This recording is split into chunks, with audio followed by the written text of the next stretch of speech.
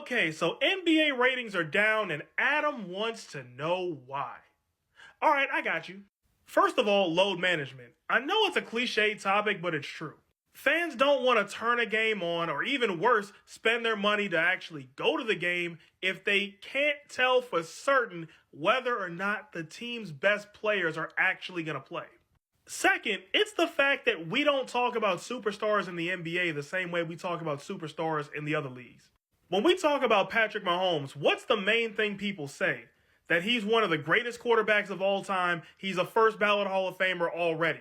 We talk about Shohei Ohtani. What do we say? That he's a unicorn, that we've never seen anybody like him, and we might never see anybody like him ever again. But then when we talk about Giannis Antetokounmpo, what's the main thing we say? That he has to leave Milwaukee. Third, voter fatigue. What the hell do you mean voter fatigue? Like, the NBA is the only league where the writers that vote on MVP will tell you to your face, with a straight face too, that they're not voting for a certain player, be it Nikola Jokic or Luka Doncic or Joel Embiid, for no reason other than because they're tired of voting for them.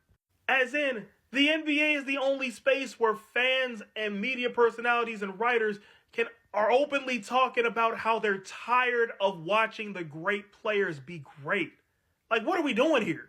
Additionally, a lot of these fans and media personalities and writers have gone way overboard with calling people overrated. That's not to say nobody's overrated in the NBA, because that's certainly not true. But when you think about it, do you really want to watch a basketball game where all of the players that are in the game are widely described as being mid or overrated? No, you wouldn't. Another reason why ratings are down is because, let's face it, there ain't no rivalries in the NBA no more. Like, if I ask you what's the biggest rivalry in the NFL, what are two NFL teams that can't stand each other? You'd probably say Chiefs-Bills, you'd say Cowboys-Eagles, Ravens-Steelers, Packers-Bears. There's at least 5 rivalries that would instantly come to your mind. When I ask you what's the biggest rivalry in the MLB, two MLB teams that cannot stand each other, the first pair that comes to your mind is probably Yankees-Red Sox, or maybe it's Phillies-Braves, Phillies-Mets, Cubs-Cardinals. Either way, you instantly know Dodgers-Giants. You instantly know a pair of teams that hate each other's guts. Same question for NHL. Your brain instantly goes to Capitals-Penguins, Bruins-Maple Leafs, Panthers-Lightning, even Flames-Oilers. If I had to ask you what's the biggest rivalry in the NBA, what two teams cannot stand each other in the NBA, it would take you a moment, wouldn't it? Yeah, simply put, rivalries mean ratings, and the NBA just doesn't have any rivalries.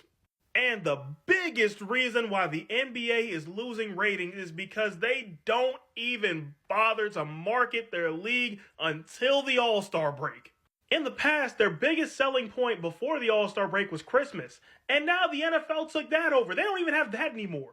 And it's not even like football games on Christmas are a new thing that just randomly started happening last year. No, the NFL was experimenting with Christmas games for years, but the NBA did absolutely nothing to try and defend its title. Why? Because they just arrogantly shrugged their shoulders and thought that nobody would ever want to watch football on Christmas when there's basketball on. How wrong were they? So in conclusion, what I see here is Adam Silver and the NBA coming face to face with everything they've been doing wrong recently from a marketing standpoint, and blatantly trying to look past all of that to find an excuse. And the World Series ain't an excuse. That was only competing with the NBA for like a week. And the election damn sure ain't an excuse. There was only one day during the whole season where the NBA's ratings would have went up against the election coverage, and that's on election day when the NBA purposely didn't schedule any games. Why? So the fans and the players can go out and vote. Quite simply put, Adam, y'all got to do better. You owe it to yourself and you owe it to the fans, but y'all got to do better.